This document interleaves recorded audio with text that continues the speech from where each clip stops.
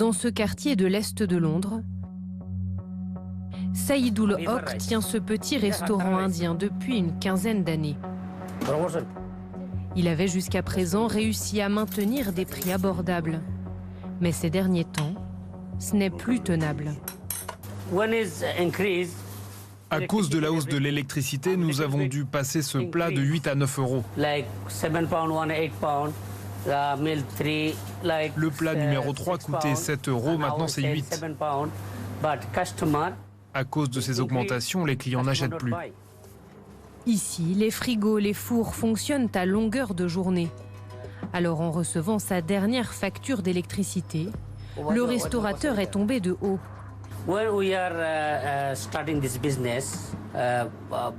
Quand nous avons ouvert avant le Covid, nous payions entre 250 et 300 livres par mois.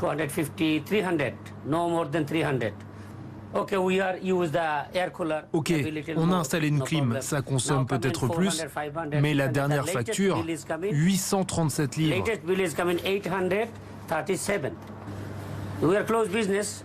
Nous allons devoir fermer. Nous sommes 3. Tout le monde va perdre son poste. Comme l'établissement de Saïdoul, des milliers de pubs anglais, de brasseries sont menacés de faillite. Après la crise du Covid-19, le Brexit et aujourd'hui la guerre en Ukraine, l'envolée des prix de l'énergie devient insurmontable pour les Anglais. Les prévisions tablent sur une augmentation de 80% des tarifs de l'électricité et du gaz en octobre. Sur le plan économique, l'inflation est galopante. Nous sommes déjà à plus de 10% et cela va encore bien augmenter. Nous avons des grèves partout. Et le plus important, c'est qu'il y a d'énormes risques de perturbations sociales avec la hausse des prix de l'électricité et du gaz.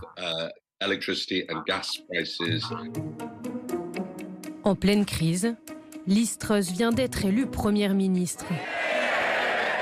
Cette ancienne secrétaire d'État conservatrice sait qu'elle est attendue au tournant. Well, I understand that people across our country are struggling with the cost of living and they're struggling with their energy bills. And that is why I, as Prime Minister, will take immediate action to help people with the cost of their energy bills. And I will be making an announcement to this House on that tomorrow. Selon les médias britanniques, elle pourrait annoncer ce jeudi un plan de plusieurs dizaines de milliards d'euros pour geler les prix de l'énergie. Car pour certains habitants, il y a déjà urgence. Bassetlaw, petite commune à 200 km de Londres. Les rendez-vous s'enchaînent au centre social. Alors Joseph, comment ça va depuis la dernière fois? Joseph Crossley croule sous les dettes. Il ne peut plus payer ses factures d'électricité. La dernière fois que j'ai été payé, j'ai reçu 283 livres. Et là maintenant, il ne me reste que 4 livres et quelques. Las, l'homme n'espère rien de la nouvelle chef du gouvernement.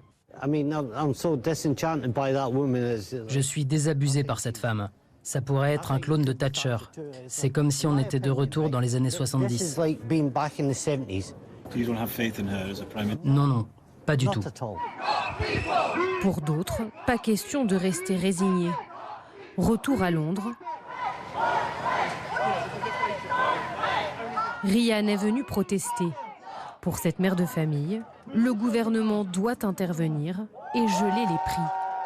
Sans cela, elle sait déjà que l'hiver sera très dur. Je ne pourrai pas payer, je le sais. Et nous ne sommes même pas encore en hiver.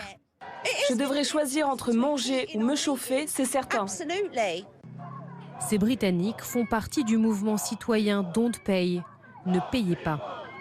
Ils ont prévenu, s'ils parviennent à réunir 1 million de signatures d'ici au 1er octobre, ils suspendront tout simplement le paiement de leurs factures. C'est important qu'elle entende bien notre message dès son premier jour. Nous n'accepterons pas cette attaque sur notre qualité de vie. D'après une étude de l'Université de York, plus d'1 Anglais sur 2 pourrait avoir du mal à se chauffer dans les prochains mois.